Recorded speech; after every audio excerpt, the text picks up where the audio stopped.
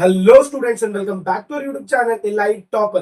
क्या आपको भी ये प्रॉब्लम होती है कि जब भी आप टेक्स्ट बुक ओपन करते हैं और टेक्स्ट बुक में देखते हैं कि भाई कौन से ऑब्जेक्टिव्स इंपॉर्टेंट हैं और फिर आपको समझ में नहीं आता कि भाई बुक खोलने के बाद तो हमें सब कुछ इंपॉर्टेंट लगता है, या फिर बुक खोलने के बाद सर ना कुछ समझ में नहीं आता इसमें स्टडी क्या करना है। तो आज की ये वीडियो आपके लिए रहेगी जिसके अंदर हम आपको बताएंगे हर एक चैप्टर के इंपॉर्टेंट मार्किंग्स। मतलब क्या कि जब आप चैप्टर 1 ओपन कर रहे हो तो चैप्टर 1 में कौन से लाइंस ऐसे हैं जो आपको अच्छे से याद होने चाहिए, जिसमें से क्वेश्चंस बनकर आएंगे। उसके लिए ये वीडियो आपको पूरी एंड तक देखनी होगी। तो जब आप ये पूरी वीडियो को एंड तक देख लेंगे तो खाली ऐसे मत देखिए, टेक्स्ट बुक लेकर बैठिए और उसके अंदर वो पॉइंट्स को हाईलाइट करते जाइए। जब आप एग्जाम के एक दिन पहले रिवाइज करेंगे तो आपका काम रहेगा वो जो हाईलाइटेड पार्ट है उसको बहुत अच्छे से रिवाइज करना। क्यों? क्योंकि उसमें से ही एग्जाम में बोलते हैं ना 90% क्वेश्चन आपको वहीं से मिलेंगे। तो चलिए शुरू करते हैं। आज जो हम स्टार्ट करेंगे, देखो ये मैंने क्या बोला, why do you need this, ये हमें कहां पर हेल्प करेगा? तो भाई ऑब्जेक्टिव में। ऑब्जेक्टिव में क्या क्या आता है? फिल इन द ब्लैंक्स आएगा, ट्रू और फॉल्स आएगा, मैच द कॉलम आएगा। अब देखो हम क्या करते हैं ना, हम मास्टर की पढ़ते हैं, 21 सेट पढ़ते हैं बराबर, और डाइजेस्ट पढ़ते हैं। ये यहाँ से हम क्वेश्चंस कर लेते हैं, बट वहां पर जो क्वेश्चंस का रेंज है दैट इज वेरी शॉर्ट, वो बहुत थोड़े क्वेश्चंस होते हैं।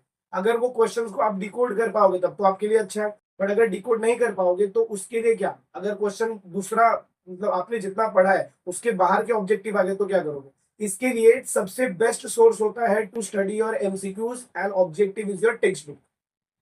तो मैं आपको आज की इस वीडियो में मार्किंग करके देने वाला हूं chapter number 8 science one metallurgy का, और इसके बाद स्लोली स्लोली सारे चैप्टर्स की मार्किंग आएंगी। और उसके बाद सुनिए, ये करने के बाद मैं आपको one liner handwritten notes provide करूंगा जिसको आपको एग्जाम के टाइम में एक बार से रिवाइज करके जाना और आपके सारे ऑब्जेक्टिव्स वहीं से हो जाएंगे। तो चलिए शुरू करते हैं आज की इस वीडियो के साथ, जिसके अंदर हम डिस्कशन करेंगे मेटलर्जी वाले पार्ट। देखिए, जब हम मेटलर्जी की बात करते हैं तो यहां पर हमें क्या क्या इंपॉर्टेंट लाइंस याद रखनी है वो आपको ध्यान देना है। सबसे फर्स्ट पेज की जब मैं बात कर रहा हूं तो यहां पर मुझे फिजिकल प्रॉपर्टीज ऑफ मेटल पढ़ने हैं, बराबर। फिजिकल प्रॉपर्टीज ऑफ मेटल में भी क्या क्या पढ़ना है, देखो। Metals namely mercury and gallium exist in liquid state eight room temperature, ये लाइन याद रहना चाहिए।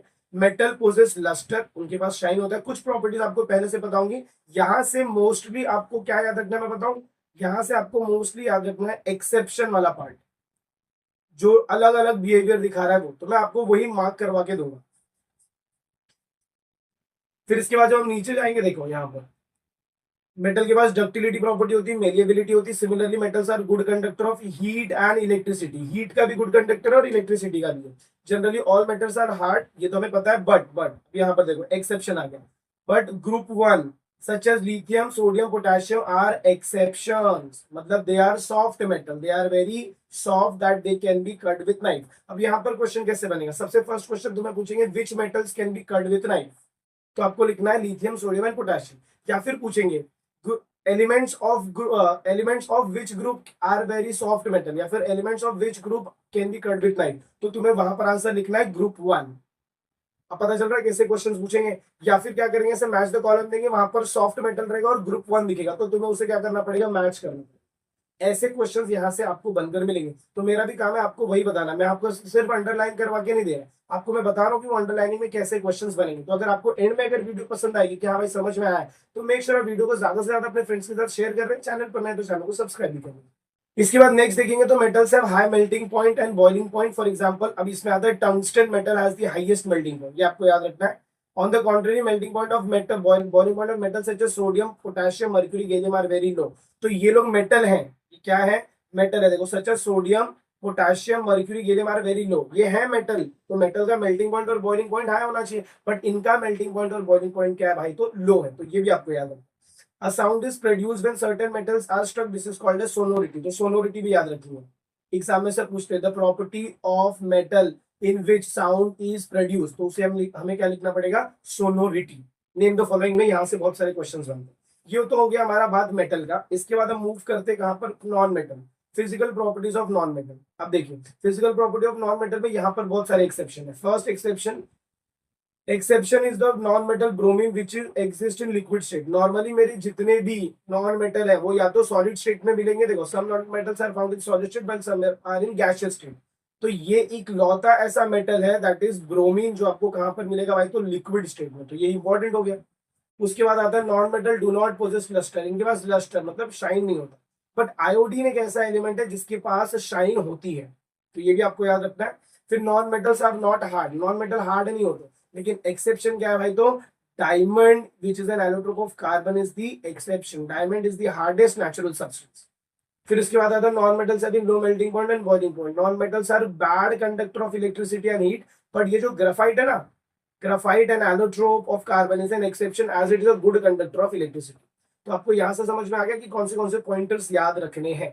चलिए नेक्स्ट आगे जब हम मूव करेंगे, ये हो गया हमारा physical property. This chapter deals mostly about chemical property. तो जब हम केमिकल प्रॉपर्टीज की बात करेंगे, इसमें देखो metals are reactive, they easily they lose electrons easily, ये भी याद रखना है, and become positively charged ion, that is why metals are electropositive element, ये याद रखना है। metals कैसे हैं, electropositive। तो अगर मैं आपसे आपको पॉइंटर्स लिखाऊं, तो मेटल सबसे फर्स्ट ये इलेक्ट्रॉन क्या करते हैं भाई, तो डोनेट करेंगे, डोनेट करते ही इनके ऊपर चार्ज आएगा प्लस चार्ज, इसीलिए से हम क्या बोलते हैं, इलेक्ट्रोपॉजिटिव। क्या बोलेंगे, इलेक्ट्रोपॉजिटिव। तो अगर आपको ऐसी नोट्स चाहिए तो चैनल सब्सक्राइब कर लीजिए, क्योंकि इसके बाद जो वीडियोस आएंगे उनमें ऐसे ही आपको हैंड रिटन नोट्स प्रोवाइड किए जाएंगे।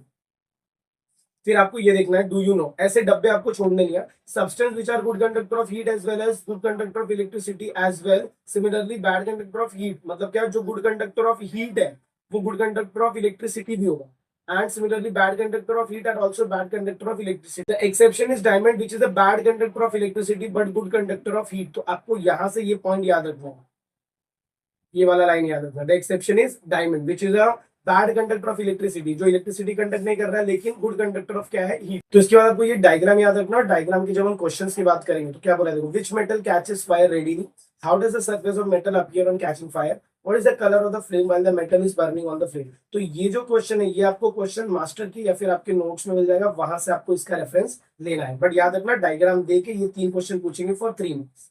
नेक्स्ट जब हम फर्दर मूव करेंगे, that is reaction of metal with oxygen. तो जब हम रिएक्शन ऑफ मेटल की बात करेंगे, तो यहाँ पर सबसे पहले हम देखेंगे reaction of metal with oxygen. तो जब भी sodium metal combines with oxygen in the air even at room temperature and form sodium oxide, ये याद रखना है। और यहाँ पर आपको एक और स्टेटमेंट दिया है, that is your sodium and potassium are very reactive metals, ये याद रखिए। और जब हम नीचे जाएंगे तो यहाँ पर दिया देखो, on exposure to air sodium readily catches fire, therefore to prevent, ये पूरा का पूरा लाइन आपको याद रखनी है केरोसिन तक। मतलब सोडियम को हम कहाँ पर रखते हैं भाई, तो केरोसिन के अंदर रखते हैं।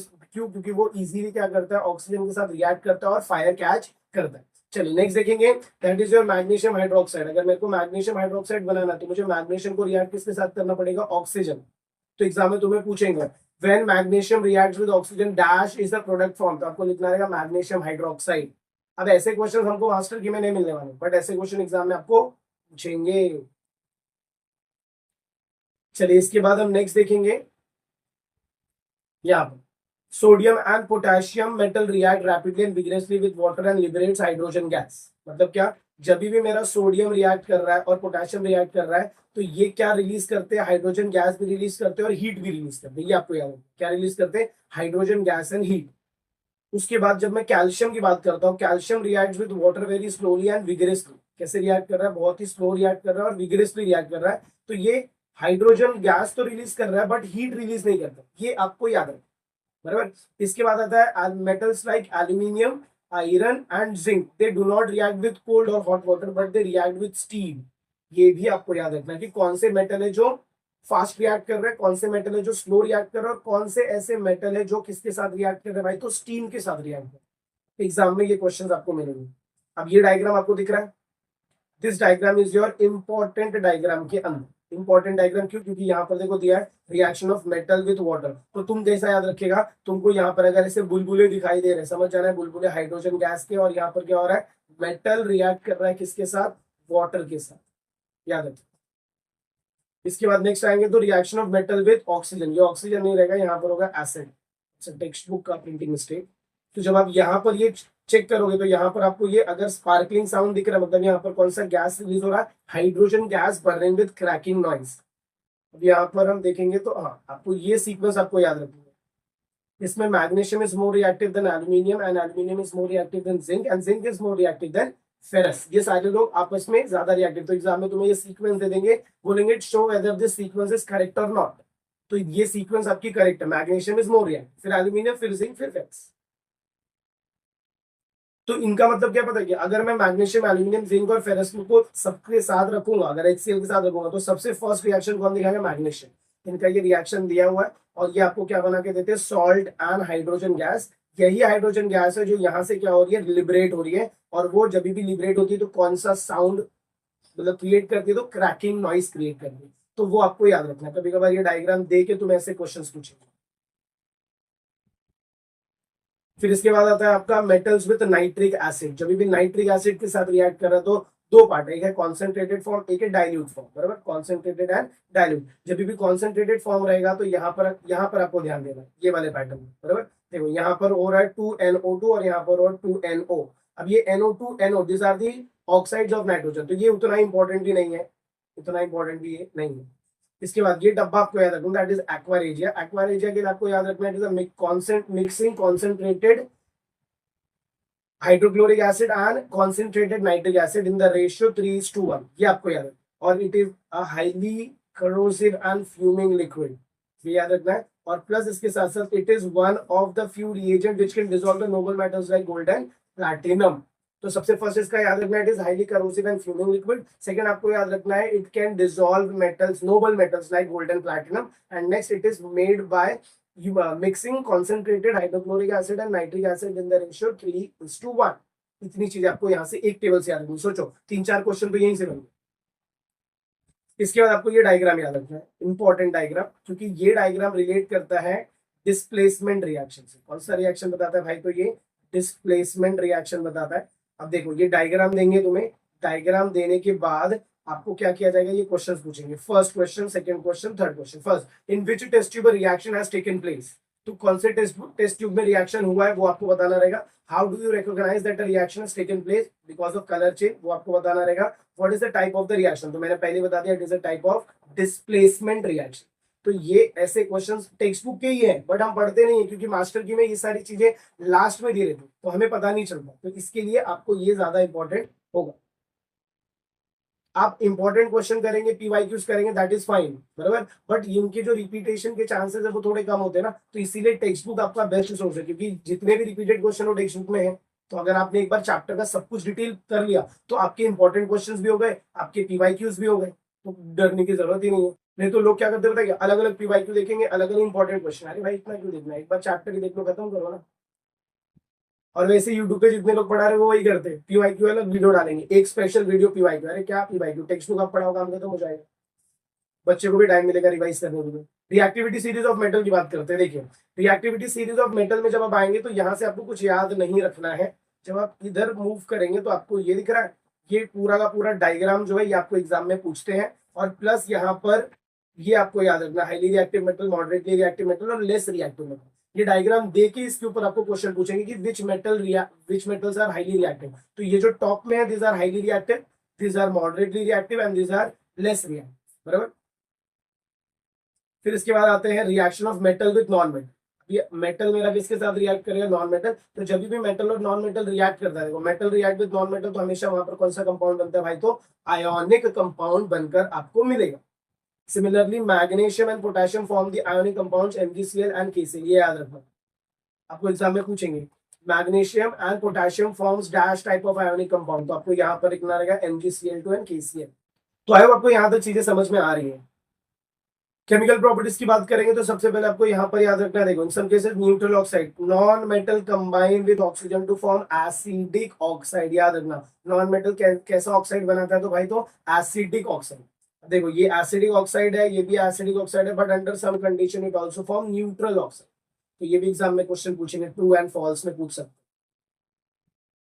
और यहाँ पर ये भी देखो, non metals are also called electronegative element. इन्हें हम क्या बोलते हैं भाई? तो इलेक्ट्रोनेगेटिव एलिमेंट बोला जाता है। इलेक्ट्रोनेगेटिव का मतलब क्या होता है कि ये लोग इलेक्ट्रॉन को क्या करेंगे? एक्सेप्ट करेंगे। जैसे मैंने आपको मेटल का बताया था, वैसे मैं नॉन मेटल का बता देता हूँ। देखो ये है मेरा नॉन मेटल, नॉन मेटल मेरा क्या करता है? इलेक्ट्रॉन को एक्सेप्ट करेगा, और जैसे ये इलेक्ट्रॉन को एक्सेप्ट करता है तो इसके ऊपर आता है नेगेटिव चार्ज, मतलब ये हो जाएगा Cl-। और जैसे ये माइनस हो रहा है, इसी पूरे को हम बोलते हैं इलेक्ट्रोनेगेटिव। क्या बोलेंगे भाई? तो इलेक्ट्रोनेगेटिव बोलेंगे। आई होप आपको ये समझ में आया। चलिए नेक्स्ट आगे मूव करेंगे। Reaction of non metal with water. अभी तक हमारा जो ऊपर का रिएक्शन चल रहा था वो सब किसका चल रहा था, केमिकल प्रॉपर्टीज ऑफ मेटल। फिर हमने क्या शुरू किया, हमने शुरू किया chemical properties of non metal, जिसमें हमने फर्स्ट देखा non metal react with oxygen. जब भी वो ऑक्सीजन के साथ रिएक्ट करेगा तो वो एसिडिक ऑक्साइड बनाता है, but under some condition it also forms neutral oxide. फिर यहाँ पर देखेंगे तो इसमें हमें ना उतना डिटेलिंग याद नहीं रखना है, क्योंकि नॉन मेटल का उतना इंपॉर्टेंट नहीं रहता है जितना मेटल का इंपॉर्टेंट। खाली आपको लास्ट वाला याद रख लेना है, non metal react with hydrogen under certain condition such as proper temperature, pressure and catalysts. फिर हम बात कर लेते हैं आयोनिक कंपाउंड। आयोनिक कंपाउंड के लिए यहाँ पर आपको बहुत सारी चीजें याद रखनी है। सबसे पहले तो कटायन याद रखना, अनायन याद रखना है, दोनों मिलकर आपको क्या बनाकर देंगे भाई, तो आयोनिक कंपाउंड्स बना के देंगे। फिर कटायन एंड अनायन भी अपोजिटली चार्ज, कटायन का चार्ज क्या होता है प्लस, अनायन का क्या होता है माइनस। इसके बाद the number of cations and anions in an ionic compound and the magnitude of the electric charge on them is such that the positive and negative charges balance each other. As a result, ionic compound is electrically neutral. हो गया। अभी ये क्या है पता है क्या, this is यहाँ से लेकर यहाँ तक ये पूरा आपका हो गया give reason. Ionic compounds are electrically neutral. अब देखो ये टेक्स्ट बुक में दिया हुआ है, आधे लोग क्या करेंगे पता है 21 सेट उठाएंगे और इसको अलग से पढ़ेंगे। तो उनको क्या लगता है भाई, क्या पता है क्या, उनको लगेगा भाई 21 सेट में दिया तो बहुत इंपॉर्टेंट क्वेश्चन है, क्वेश्चन टेक्स्ट बुक में है। खाली फुकट यहाँ हमारा टाइम वेस्ट मत करो, टेक्स्ट बुक उठाओ, टेक्स्ट बुक को थॉरली पढ़ो, मजा आएगा तुम्हें। चलिए नेक्स्ट आगे देखेंगे तो अब यहाँ पर इनकी प्रॉपर्टी शुरू हो जाएगी। फर्स्ट प्रॉपर्टी देखो, ionic compounds are crystalline in nature, that is first property. The surface of all the particles of the crystalline substance have definite shape and smooth and shiny रहेगा। Regular arrangement of ion in solid ion is responsible for the crystalline structure. मतलब यहाँ पर regular arrangement आपको याद रखना है। फिर the arrangement of ion is different in different and therefore the shapes of the crystals are different, ये नहीं याद रखोगे। The main factor that determines the general arrangement of the ion in a crystal is the attractive force between oppositely charged ion. Because of this, general crystalline structure has negative ions arranged around the positive ions and the positive ions arranged around the negative। फिर इसके बाद आपका entry होता है two important factors, आपको ये याद रखना है, यहाँ पर याद रखना है। Two important factor responsible for certain crystal structure are as follows. First आपका ये और सेकंड आपका ये आपको याद रखना, बराबर। इसके बाद एक लास्ट पॉइंट आपको ना यहाँ पर देखने को मिलेगा, देखो the ionic compounds are hard and brittle. Ionic compounds are hard and brittle, that is why the melting points of ionic compounds are also high। melting points of ionic compound are also high। ये सब एक देखो एक एक page से सब important है। अब आपको ये मार्क करके रखना और कंटिन्यूअसली आपको इसी को क्या करना है, मतलब जब आप इस पेज पर आ रहे हो तो आपको वही चीजें बार बार रीड करनी है, तो दिमाग में बैठेगा तो आप एमसीक्यू के क्वेश्चंस कर सकते। देखो यहाँ पर तुम्हें दिया general properties of ionic compound, 5 की 5 प्रॉपर्टी आपको पूरे याद रखने। आप इसके शॉर्टकट्स बना के लर्न कर लो, ये पूरे आपको याद रखना। इसके बाद हम आ जाते हैं मेटलर्जी। ये हमारा चैप्टर का फर्स्ट पार्ट खत्म होता है। अब हम चलेंगे कहाँ पर, मेटलर्जी वाले पार्ट में। मेटलर्जी में देखो क्या बोला है, सबसे पहला तो भाई तुमको डेफिनेशन याद होना चाहिए। आधे लोग डेफिनेशन ही नहीं पढ़ते। यहाँ पर दिया डेफिनेशन देखो, the science and technology regarding the extraction of metals from ores and their purification for the use is called metallurgy. दोनों चीजें, तो सबसे पहले हम एक्सट्रैक्शन करेंगे, फिर उसका हम क्या करेंगे, प्यूरिफिकेशन करेंगे। फिर ऑकरेंस, ऑकरेंस मतलब ये सारी चीजें मिल कहा रही है। फिर अगर यहाँ पर आप देखेंगे silver gold platinum generally occur in free state. The compounds of metal, अब ये पॉइंटर देखो important, the compounds of metal that occur in nature along with impurities are called as mineral. This is the definition of mineral, mineral का definition है। इसके बाद जब हम यहाँ जाएंगे तो आपको डेफिनेशन याद रखना कौन सा, देखो the minerals from which the metal can be separated economically are called as ores. ये ओर का डेफिनेशन होगा। फिर उसके बाद ore contain many types of impurities such as soil and rocky sand and substance along with the metal, these impurities are called as ganj। ये हो गया गैंज। तो मैंने आपको 3 डेफिनेशन बताया, एक बताया मैंने ओर, फिर एक बताया मैंने गैंज, और गैंज के बाद एक बताया मैंने मिनरल। ये तीनों डेफिनेशन आपको याद रखना, इंपॉर्टेंट डेफिनेशन में याद है। 1 मार्क्स के लिए पूछ दे या फिर तीनों 1-1 मार्क्स के लिए, 3 मार्क्स के लिए पूछ दे तो मुंह बन जाएगा। फिर इसके बाद एक लास्ट आता है, the process of extraction of metal in pure state from their ore is also part of metallurgy. फिर यहाँ पर आपको कुछ नहीं याद रखना है। फिर आप आएंगे बेसिक प्रिंसिपल्स ऑफ मेटलर्जी। सबसे पहला होता है concentration of ore. Concentration of ore का मतलब क्या, हमें ओर बहुत सारा ओर जमा करना पड़ता है। इसको करने के लिए 2-3 मेथड है। सबसे फर्स्ट मेथड हम बात करेंगे, देखो द प्रोसेस ऑफ, पहले ये डेफिनेशन देख लो, the process of separating gangs from the ore is called concentration of ore। the process of separating gangs from the ore is called concentration of ores। in this way the process of the concentration of the compound of the desired metal is increased। तो exam में पूछेंगे concentration of ore का क्या काम है, तो काम क्या रहेगा, concentration of the compound of the desired metal is increase. ये इंक्रीज करने के लिए हम क्या कर रहे हैं भाई, तो कॉन्सेंट्रेशन बढ़ा रहे हैं। फिर इसके नीचे जब आप जाएंगे, it also depends upon the reactivity of metal and facilitated, ये जरूरत नहीं है। फिर सबसे फर्स्ट हम इसमें देखेंगे सेपरेशन बेस्ड ऑन ग्रेविटेशन। अब यहाँ पर तुम्हें याद रखना है विल्फ्री टेबल मेथड, डायग्राम देंगे और इसके ऊपर पूछेंगे शॉर्ट नोट। नॉर्मली इसको इसके ऊपर नहीं पूछते, बट कभी कभार पूछते हैं तो प्रॉब्लम में पड़ जाओगे। हाइड्रोलिक सेपरेशन, तुम्हें डायग्राम याद रखना है। देखो इधर नीचे डायग्राम दिख रहा है मेरे पीछे, ये डायग्राम याद रखना है और ये डायग्राम के साथ साथ ये आपका राइट शॉर्ट नोट लिखना है। फिर इसके बाद जब हम यहाँ जाएंगे, that is magnetic separation. Magnetic separation again तुम्हें यहाँ पर डायग्राम याद रखना है और प्लस ये इसका राइट शॉर्ट नोट, बट यहाँ से कुछ चीजें और इंपॉर्टेंट। सबसे फर्स्ट ये cassiterite is a tin ore. Cassiterite is a tin ore. Tin का ओर क्या, cassiterite. It contains mainly non magnetic ingredient called stannic oxide. Exam में पूछेंगे stannic oxide is a non magnetic और magnetic ingredient, तो आपको लिखना रहेगा it is a non magnetic ingredient. And the magnetic ingredient ferrous tungsten FeWO4, these are separated by electromagnetic। तो ये important हो गया क्योंकि ये एक एक दो मार्क्स के लिए पूछेंगे। यहाँ पर ऐसा कुछ नहीं है जो एक एक दो मार्क्स के लिए पूछे। हाइड्रोलिक सेपरेशन और विल्फ्री टेबल मेथड में ऐसा कुछ नहीं जो एक एक मार्क्स के लिए पूछे, वो डायरेक्ट राइट शॉर्ट नोट पूछेंगे।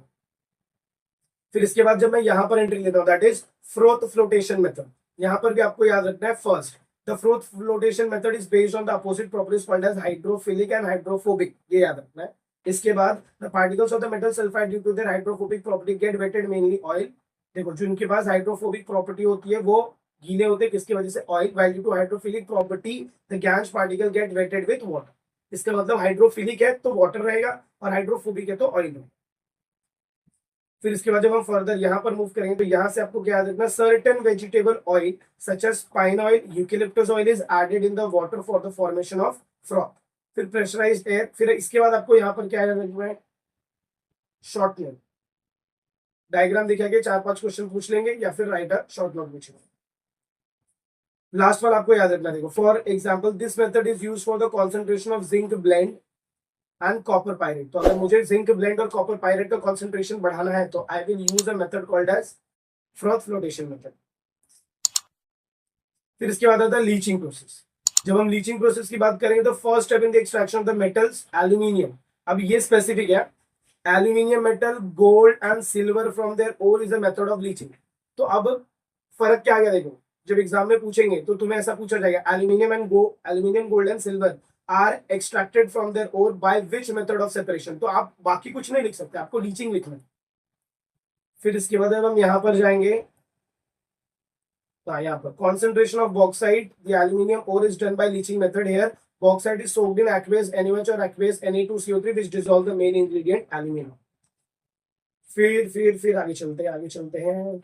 देखो अब यहाँ पर आता है हमारा, अभी हमने जो देखा that was the first part, that is concentration। अब आता है हमारा next part, that is extraction of metals। अब extraction of metal भी 3 कैटेगरी में डिवाइड होता है, highly reactive metal, medium moderately reactive metal और लो रिएक्टिव मेटल। इसके बाद फिर हमारा करोजन के बाद फिर ये चैप्टर खत्म हो जाएगा। मुझे पता भाई तेरे को जल्दी है जाने की, बट वीडियो पूरा देख। क्यों? क्योंकि इसके एंड के जो पार्ट इस चैप्टर में स्टार्टिंग के पार्ट इंपॉर्टेंट और एंडिंग जो करोजन वाला पार्ट है वो इंपॉर्टेंट, और टेक्स्ट बुक के ऐसे लाइंस फिर आपको किसी वीडियो में प्रोवाइड नहीं करते। तो चुपचाप बैठ, मार्किंग कर, आधा घंटा ऐसा बोल भाई मेरे को वीडियो कंप्लीट करनी, वीडियो कंप्लीट करके फिर जो करना वो कर, तब तक ये बैठ के मार्किंग कर। चलिए अब यहाँ पर अगर हम देखेंगे तो सबसे पहला एक्सट्रैक्शन ऑफ रिएक्टिव मेटल। जब हम रिएक्टिव मेटल की बात करेंगे, the metals at the top of reactivity series are highly reactive, their reactivity decreases down the stage. For example potassium, sodium, aluminium are reactive metals.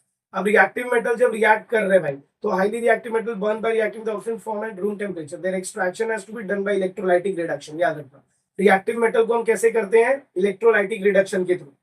For example the metal sodium, calcium and magnesium are obtained by electrolysis from the molten chloride salt.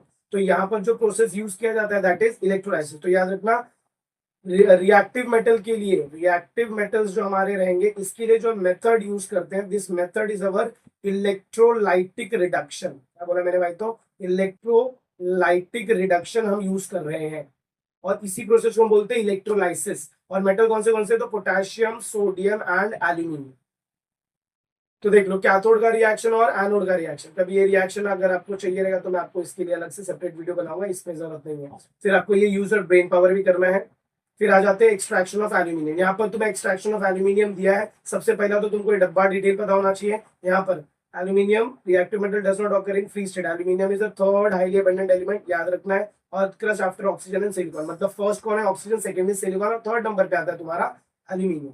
फिर इसके बाद अगर मैं देखूंगा तो aluminium is extracted from its ore bauxite, aluminium को किससे extract करते हैं, बॉक्साइट। तो बॉक्साइट का फॉर्मूला क्या है, ये सब याद रखना है। Bauxite contain 30 to 70% Al2O3 and remaining part is gangue. It is made up of sand, silica, iron oxide, याद रखना है। जो गैंज है वो किससे बना हुआ है, सैंड, सिलिका और iron oxide. There are 2 steps in extraction of aluminium. सबसे फर्स्ट स्टेप है that is concentration of bauxite ore, और जो सेकंड स्टेप है that is your Hall's process. तो पहला वाला जो तुम्हारा है ना Bayer's process, sorry, concentration of bauxite ore में पहला है बेयर्स प्रोसेस और फिर उसके बाद है तुम्हारा हॉल्स प्रोसेस। देखो यहाँ पर दिया है, bauxite is the main ore of aluminium, silica oxide, ferric oxide and titanium oxide are the impurities present in bauxite। दो क्वेश्चन पहले ही पूछ लेंगे, क्या कि एल्यूमिनियम एक्सट्रैक्शन में क्या उसका ओर है और प्लस उसमें क्या क्या इंप्योरिटीज है।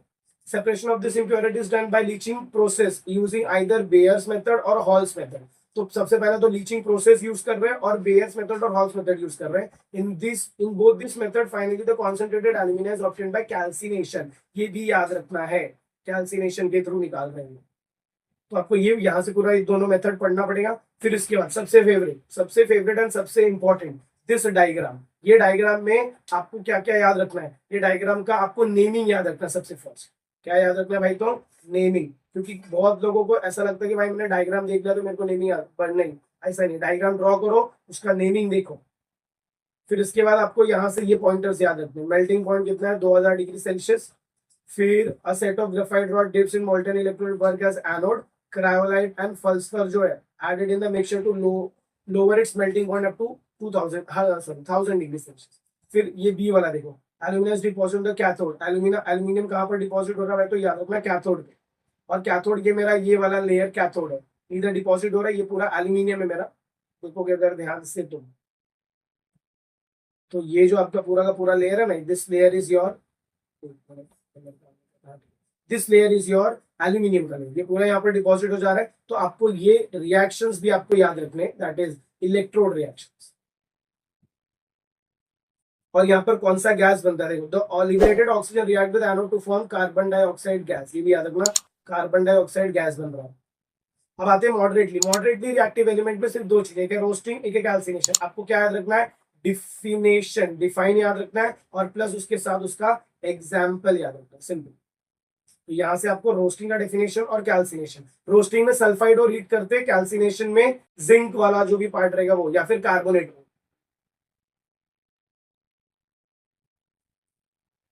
फिर जब हम यहाँ पर आएंगे तो यहाँ पर आपको याद रखना है a special reaction called as thermite reaction, ये आपको याद रखना है। देखो बहुत छोटा सा छुपा हुआ दिया है और ये इस रिएक्शन का क्या है, एग्जाम्पल है। फिर यहाँ पर है less reactive element, less reactive नहीं करेंगे तो भी चलेगा। यहाँ पर कौन कौन है, gold, silver and platinum, mostly ये लीचिंग प्रोसेस के थ्रू हो जाता है।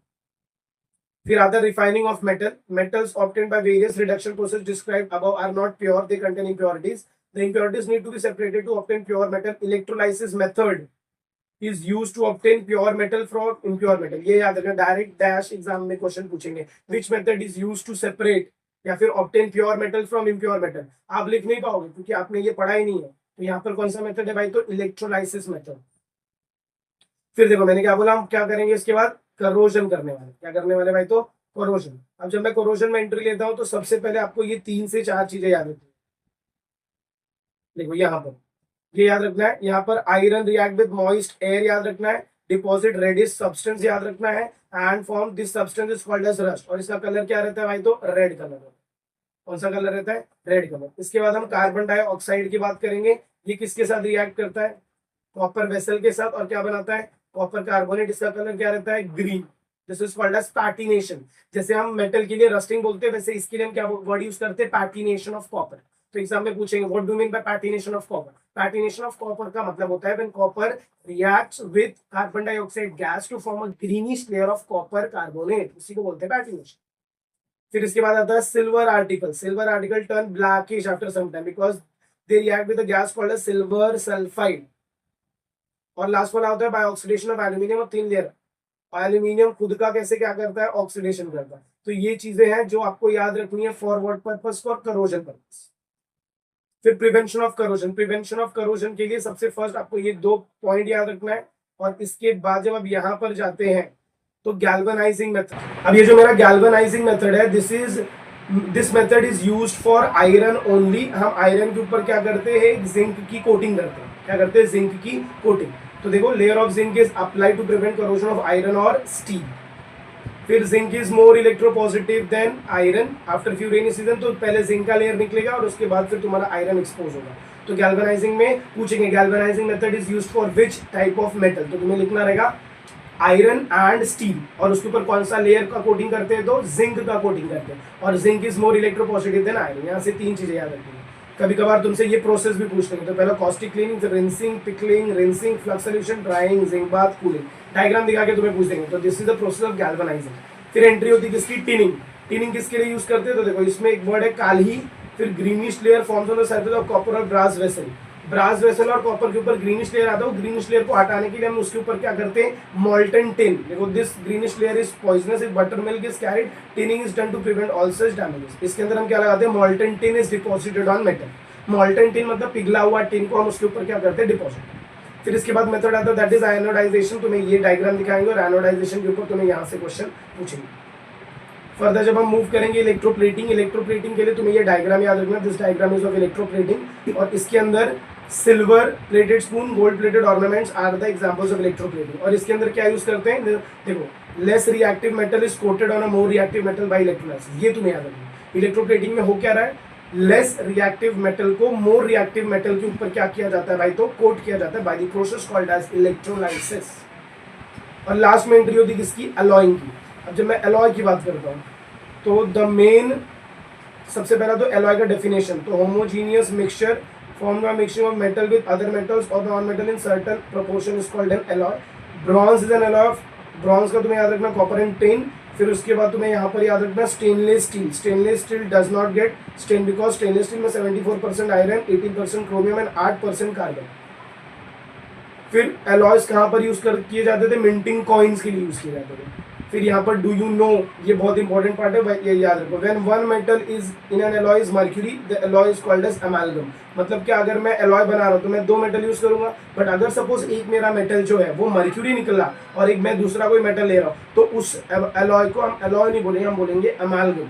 For example, sodium amalgam, zinc amalgam, silver amalgam was earlier use by dentist. याद रखना, एग्जाम में पूछेंगे which alloy is used by dentist, तो तुम्हें लिखना रहेगा silver amalgam. And gold amalgam is used for extraction of gold. तो I hope आपको ये सारे के सारे इंपॉर्टेंट टॉपिक, अब ये चैप्टर आप खोलेंगे तो आपको पता है कि आपको क्या क्या चीजें पढ़नी है, बराबर। तो वो चीजों पे आप ध्यान दीजिए। एक चैप्टर को 2 दिन दीजिए, 2 दिन में आप ये चैप्टर खत्म करिए। सिंपल टेक्स्ट बुक के पॉइंटर्स आपको रीड करने। तो मिलते हैं अगले वीडियो में इसके नेक्स्ट चैप्टर के, बोलते हैं ना, इंपॉर्टेंट टॉपिक्स के साथ। तो अगर आपको वीडियो पसंद आई तो मेक श्योर वीडियो को ज्यादा से ज्यादा अपने फ्रेंड्स के साथ शेयर करना। चैनल पर नए तो चैनल को सब्सक्राइब भी कर लीजिए। मिलते हैं अगले वीडियो में इसी के आगे के सीरीज के कंटिन्यूएशन के साथ। तब तक के लिए have a good day, take care, please keep watching.